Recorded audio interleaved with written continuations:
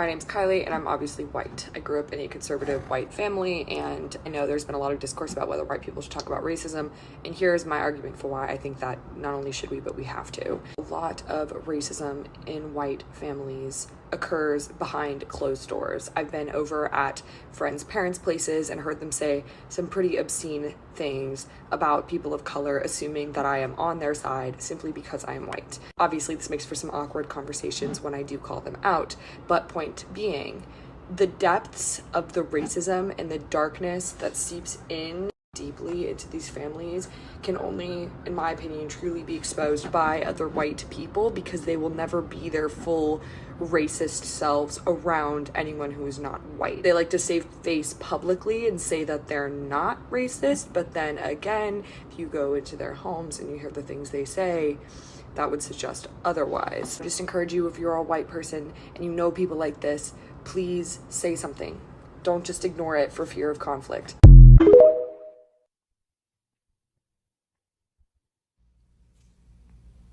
White supremacy is why you don't have nice things. It's not immigrants. It's not people receiving food stamps. White supremacy. But because white supremacy can take on so many forms, it's hard for other white people to believe that white supremacy is why they don't have nice things. White supremacy is why we don't have infrastructure, why we don't have equal pay. White supremacy is why we don't have high-speed rails. White supremacy is why we don't have universal health care. White supremacy. White supremacy has so many tentacles that people won't even begin to really comprehend. Let's take one tentacle. Let's talk about propaganda. You ever wonder why there's so many police shows? It's propaganda. You ever wondered why we actually have the national anthem before sports? It's propaganda. The military pays the NFL and all these other sports to do that. But that's one element of propaganda.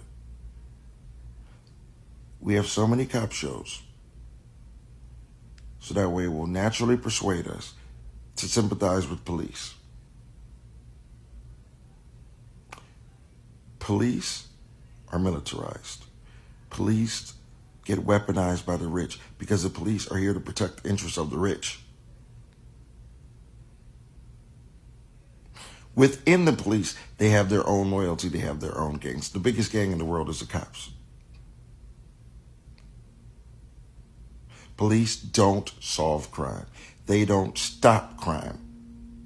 All police do is exacerbate an already tense situation and get away with whatever they choose to do. Hey, what's up, you all? How you doing? I hope you're doing super great from wherever you're watching us from. This is your presenter, Ginger Stories, and I'm hoping that you are great. Now, black folks are already winning.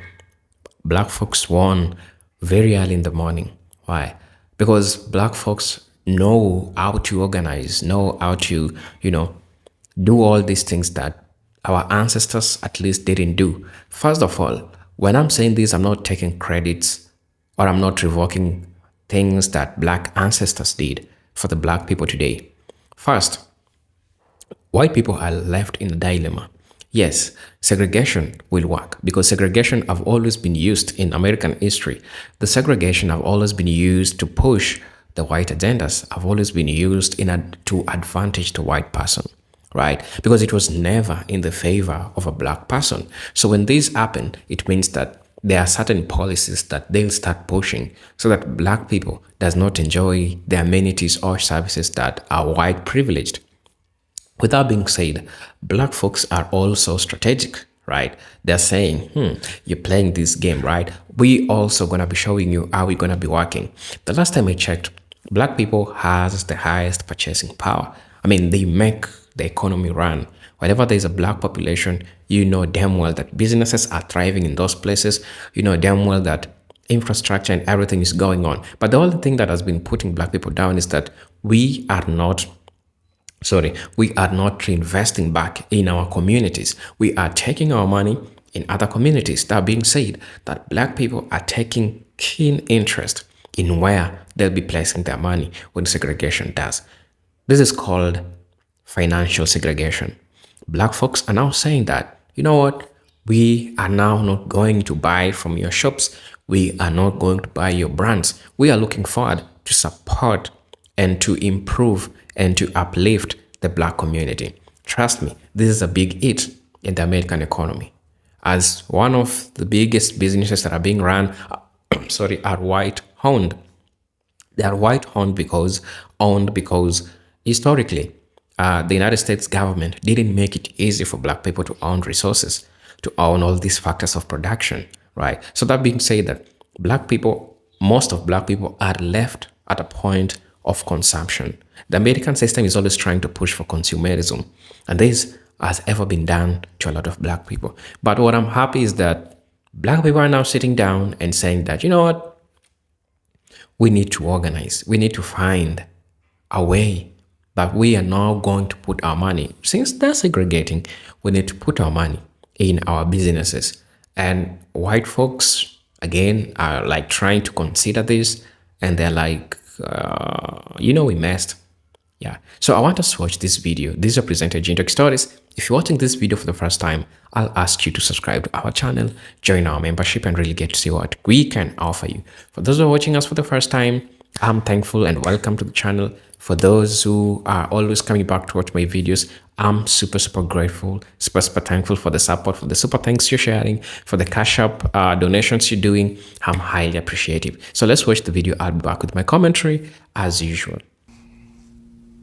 But that's propaganda. Because people will have more sympathy and empathize with the people who are oppressing us rather than the people who are oppressed, which is the element of white supremacy. Zionism is white supremacy. Zionism has done such a good job of conflating Zionism and Judaism together, and they're not the same. They're not the same. But you got all these people out here fucking just absolutely repeating, regurgitating talking points that they've heard from Fox News or whatever without a slightest bit of fact checking.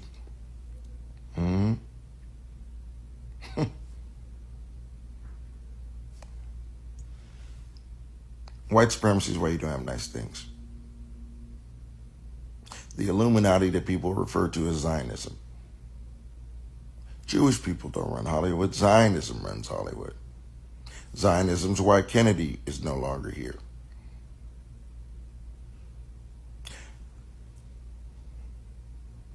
Kennedy wanted Zionists to register as foreign agents. Look it up. Zionism is white supremacy. White supremacy uses Zionism as a tentacle. You don't have nice things. We have division. Not because race is everything. Because white supremacy. And the more you guys continuously feed into this logic, this drivel that they feed us, the more we can't have a class awakening, a class consciousness awakening. Anyways, these are thoughts I've been having while I'm in Miami.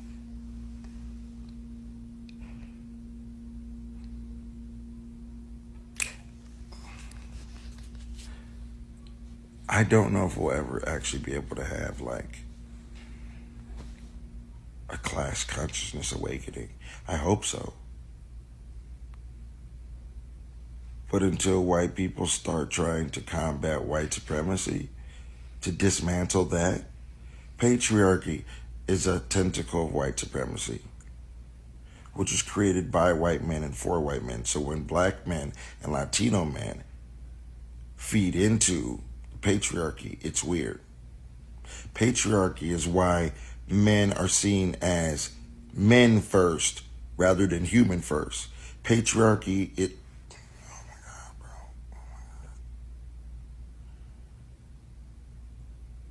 bro. We can't have nice things because of patriarchy.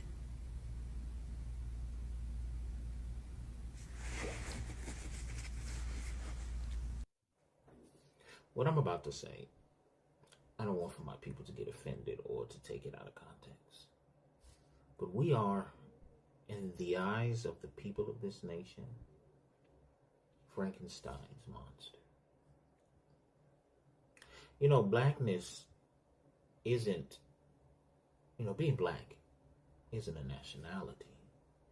It is the label of the IP, the intellectual property that this nation created.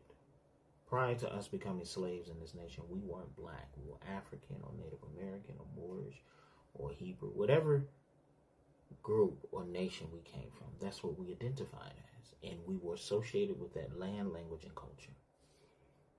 And when we were brought here, we were biologically engineered to be faster, stronger, smarter, more resilient in order to service this nation, in order to serve the nation to our best ability, in order to work sun up to sundown, deal with a lot of abuse from the elements as well as from our owners. But now that we have full control of this IP, this intellectual property, that is blackness, this nation doesn't like that. And they want to get it back. They want to recoup it. They want to get it back from us. They want to take ownership from it again. So in order for them to do that, there needs to be a series of unfortunate events in order for them to regain ownership of this intellectual property that is blackness. And they have programmed us to respond in certain ways or to react to certain stimuli. Namely, an attack on this IP, a violent or social attack on this intellectual property. They have always been able to get the same reaction. Sometimes the reaction is a protest, and with that protest, they can control the outcome, and those protests turn violent. Sometimes they can attack us with certain stimuli, and we respond violently. But they've always been able to anticipate, due to them being the original programmers of this intellectual property. They've been able to anticipate our reactions. But never in 500 years did they ever anticipate us responding. Because there's a difference, right? Previously we reacted. Now we're responding. And I can understand the story of Frankenstein, how he felt the moment Frankenstein told him no. The fear, the anger, the uncertainty probably blew him away. And after that, he started making stupid mistakes. He created this monster, thinking that he would always be able to control it. And one day Frankenstein said no. And after that, Dr. Frankenstein fucked himself, which led to his demise. And here's where we are today. We're saying no. Just no. No violent responses, no protests, none of that. Just silent boycotts while resting and refocusing on improving the intellectual property that we now have full ownership of. The world would unalive millions of people if they could gain access to this intellectual property that we now own called blackness. We are faster, we're smarter, we're stronger, and this IP is constantly evolving. Now we're having children born with the mind capacity of a supercomputer, solving thousands of solving problems that are unsolved, that has been unsolvable for thousands of years as teenagers. Our women are most educated. There's a reason for that. The capacity for more information Look at our young, and we have problems with millennials and Gen X, but look at the aptitude for entrepreneurship and to trailblazing new thoughts and new patterns and new ideas in social media. They are changing the game without any formal education. They be on the internet for 15 minutes and figured it out.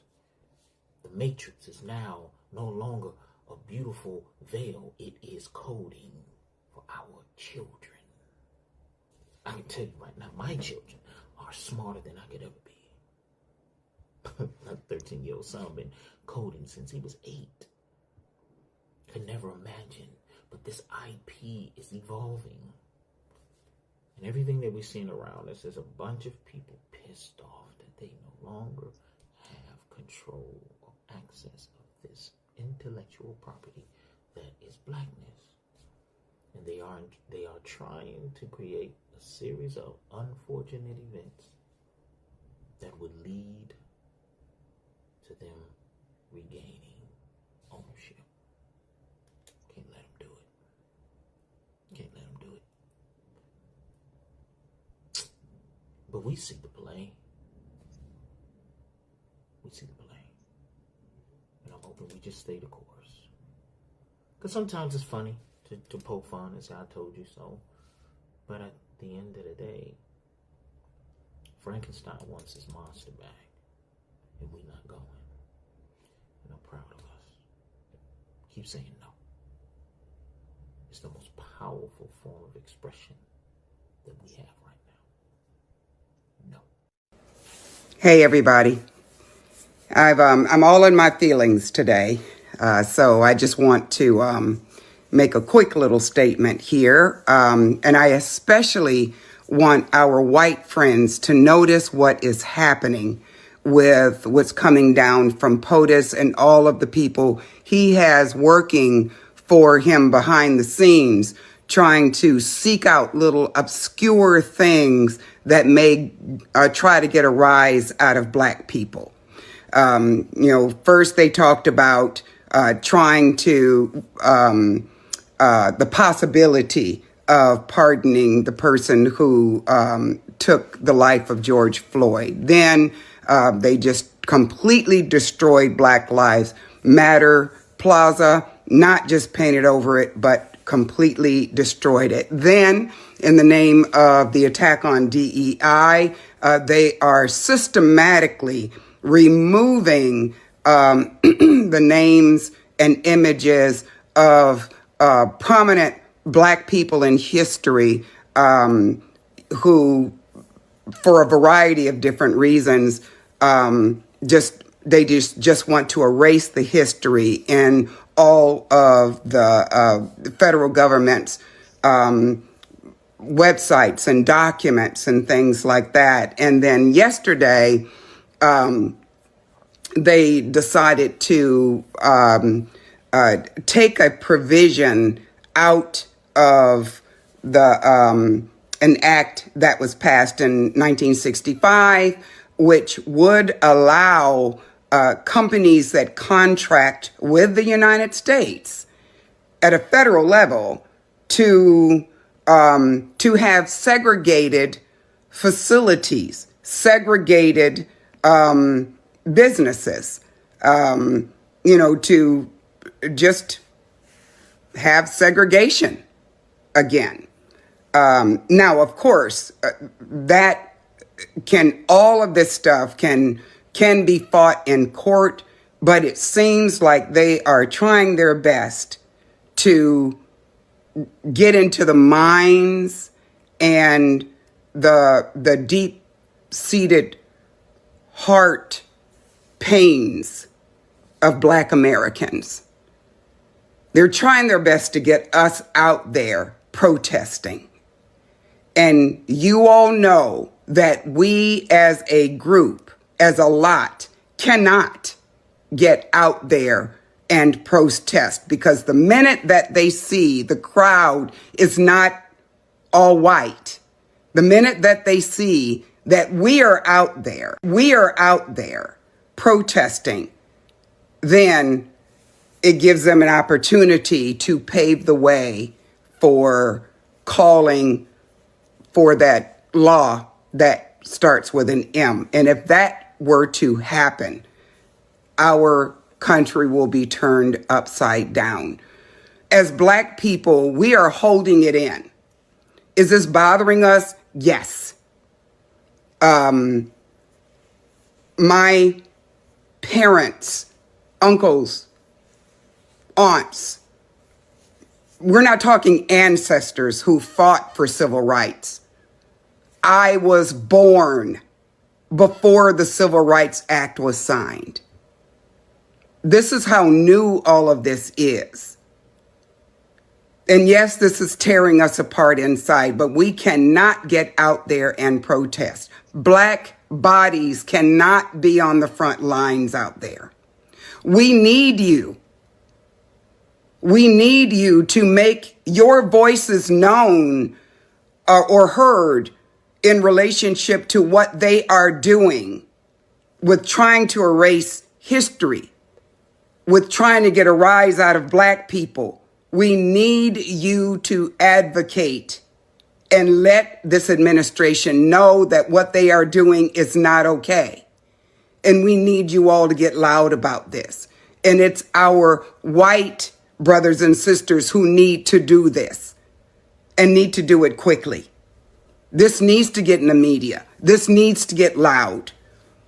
What he did and what they did as far as allowing contractors to have separate facilities should cross a line. For many of you who say that you support us, we want to see it. We need to see it. This is an opportunity for us to see it. I'm hurt, I'm angry, and I apologize for my emotions coming out right now. But this is an opportunity for us to see it. Hello guys, welcome back to the channel. I think it's time for us to turn around the game. It's time for us to flip the script. Black people need to flip the script because it seems that Mr. Donald Trump is thinking in a regressive way. Why am I saying this? He's thinking that if segregation worked those days, he thinks that it will work this day. This is 21st century. In as much as it might work, Black people right now know how to leverage. That's what they've mastered because they've realized a couple problems that they're facing. Some of them is being contributed by them. What do I mean by contributed by them? Black people, especially in the United States, we have a tendency of, not supporting our own businesses. We have tendencies of seeing other companies or other white-owned companies, and we always try to go there and don't support our own folks. But bearing in the recent situation, it forces Black people to organize. It forces Black people to understand the strategies that they gonna be using to make it possible, to make it work, right? And so this is causing a lot of worries to white business owners who thought that segregation is going to be working. Also, there is also divided attention between white folks themselves. Remember, everything is being fueled by the political parties, Democrats, Republicans, and their belief system in what they believe in. So that being said, we have white folks who don't agree with Mr. Donald Trump because he himself has made them suffer. So how are you going to trust them that you're going to bring back segregation? Because they are also afraid that the segregation might be between the rich and the poor. Maybe it might not be white and black as it used to be during those Jim Crow times. It will be amongst the top 1% and the bottom 99% of the Americans who are, poor. So not poor, but middle class, to say, yeah, middle class. Now, this is causing a lot of worries because this will work to the advantage of Black people because they now realizing that if there is something they need is unity, if there is something they need is building each other's financial life. If you have a way, if you know a black person who is selling or buying anything, I think that's the right time of making the right decision. Because let me say something. If indeed bringing Jim Crow will make white folks not complain about these all costs of living standard and everything, because the Jim Crow was all about it was all about all these advantages, all these, things that they were getting and not working so hard in job places, in during hiring and all those things. While black folks and, other brown people who did not get all these advantages will be, suffering. But black folks are now, we are looking in a society where things are changing. Things are not the same the way they used to be. Black people are so diversified. People are working in different sectors. Like most of black people are aspiring to be entrepreneurs. It means that everyone is looking into entrepreneurship, like starting your own business, not being employed or working for a corporate. Because people are now seeing that the problem are the corporations, because they'll be hiring you, they can fire you anytime they want. So people are looking forward to a society where we have entrepreneurial culture, where black folks have their own businesses and they support their own businesses in their community. This means that the money that will be circulating will not be going in other communities. Rather, it will be reinvested. It will be reinvested back to the black community. So if you try to look at the way this game is being played, for me, I'm seeing to it that if the group of people that is going to lose is white folks. Because trust me, they don't trust right now the person who is bringing back segregation, that is Mr. Donald Trump. They're not trusting him. Because if they've made them go through all this after all that lies, who tells you if this segregation is not the segregation which was due to the Jim Crow times? Who told you that this is a segregation between rich people and poor people? Not poor people, but middle class people. Where we have the top 1% and the bottom 99%, according to the stats of the United States. So it's a question, or it's something to think about. But at the end of the day, I'm proud that my black folks are now seeing to it that it's important and realize and leverage this to their advantage. It is time for black folks now to build their own businesses. It is time for black folks now to focus on building their community, because for the longest time, the other groups didn't even care about them. So I think it's now for black folks to fill their own cups, let their cups be filled and full to the brim, because for the longest time, these people didn't care, didn't think, didn't even want to notice about black folks. Yes. So, that was my say in regards to this. For those who are watching us for the first time, I'll ask you again to subscribe to our channel, join our membership, and really get to see what we can offer you. As you know, these are presented G-Tech Stories, and I'm hoping to see you on my next video. But until then, peace, love, and harmony. Salute.